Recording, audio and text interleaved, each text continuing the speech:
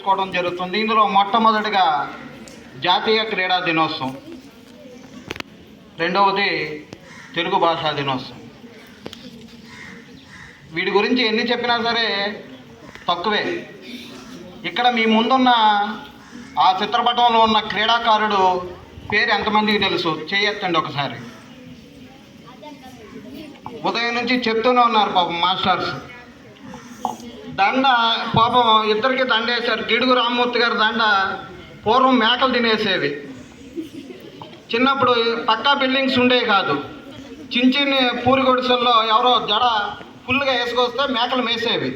వెనకాల పాపం ఆడపిల్లలు పుల్ జడ వేసుకొచ్చేవారు, మేకలు మేసేవి. అట్లాగా ఇక్కడ పాపం 10 మందిలో గిడుగు రామ్మూర్తి గారి దండని ఒలిసేశారు పాపం. అది మేము చూసాం, కానీ పేర్లు చెప్పకూడదు సందర్భం. అలా ఎప్పుడు ఒక ప్రదేశంలో ఏమైనా ఉంటే మనం టచ్ చేయకూడదు. ఓకే, మనం సబ్జెక్ట్లోకి వెళ్దాం. మేజర్ ధ్యాన్చంద్ ఈయన క్రీడా దినోత్సవంలో భాగంగా ఇక్కడ మనకి మేజర్ ధ్యాన్చంద్ ఒక అద్భుతమైన క్రీడాకారుడిగా మనం ఉదయం చెప్పారు మాస్టర్. అసలు ఆయన హాకీ ఫీల్డ్లో దిగితే అసలు హాకీని ఎందుకు ఎంచుకున్నారు? ఎవరిని చూసి ఎంచుకున్నారు? ఎవరిని చూసి ఎంచుకోలేదు. తన తండ్రి ఒక ఆర్మీలో ఒక చిన్న జాబు. ఆయన క్లబ్స్లో ఆయన ఆడుతూ ఉండేవారు. తండ్రిని అనుకరించి ఆయన హాకీని ఎంచుకోవడం జరిగింది.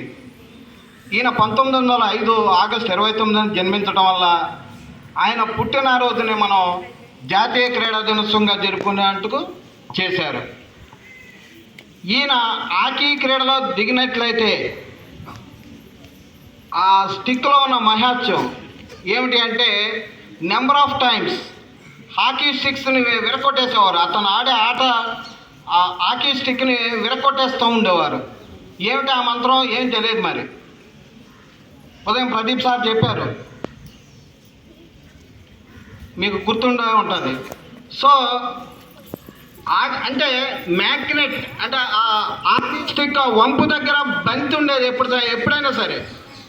అంత నైపుణ్యంగా ఆటను ఆడటం జరిగింది. ఆయన ఫుట్బాల్లో ఏ పొజిషన్లో ఆడేవారో ఎవరికైనా తెలుసండి? కూర్చున్న పిల్లలు. ఫుట్బాల్ ఆటలో 11 మంది క్రీడాకారులు ఉంటారు. ఈ క్రీడాకారుడు సెంటర్ ఫార్వర్డ్లో ఆడేవాడు. చాలా కీలకమైన పొజిషన్ అది. ఒక గోల్ చేయాలంటే చాలా ఎఫిషియెంట్ ప్లేస్ అది.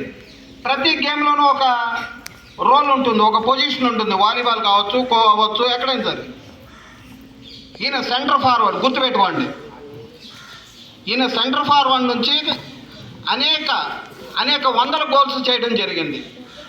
అలాగే ఫుట్బాల్లో పీలే, ఆయన తన 1000 గోల్స్ చేశాడు. అతను బ్రెజిల్కి చెందిన ఆటగాడు. ఇలా ప్రతి ఒక్కరూ ఉన్నారు ఆటల్లో, క్రీడల గురించి మీకు తెలియకర్లా. బిడ్డ పుట్టిన దగ్గరే ఆట మొదలవుతుంది. ఆట గురించి మనం ఎక్కువ చెప్పక్కర్లే. ఇక్కడ బిడ్డ పుట్టాడంటే ఆటతోనే. ఆ చేతులు కాళ్ళు కదపలేదనుకోండి, మొత్తం నలుదిక్కులా ఉన్న వాళ్ళందరూ అసలు మాట రాదు. కాళ్ళు చేతులు ఆడించిన తర్వాత వాళ్ళు సంతోషపడతారు, ఆ చుట్టుపక్కల ఉన్నవాళ్ళు. అదే ఆట. ఫస్ట్ కాళ్ళు చేతులు మెదపడమే ఆట, తర్వాత నైపుణ్యం, స్కిల్స్. సరే, ఒలింపిక్స్కి వెళదాం. తను చేసిన కెప్టెన్సీ తక్కువ. మనకి ప్రధానంగా హాకీలో 8 గోల్డ్ మెడల్స్ రావడం అనేది చాలా విశేషమైనది భారతదేశానికి. ఈయన కెప్టెన్సీలోనే మనకి 8 గోల్డ్ మెడల్స్ రావడం అనేది జరిగింది. ప్రధానంగా ఒలింపిక్స్ 1928లో, అలాగే 32లో, అలాగే 36లో వరుసగా గోల్డ్ మెడల్ సాధించడం జరిగింది. ఇది మన ధ్యాన్చంద్ గారు కృషి వల్ల రావటం జరిగింది. సో ఇంత ప్రతిభావంతులు గురించి మనం చెప్పుకోవటం ఎంతైనా తక్కువే. సో ఈ అవకాశం ఇచ్చిన అందరికీ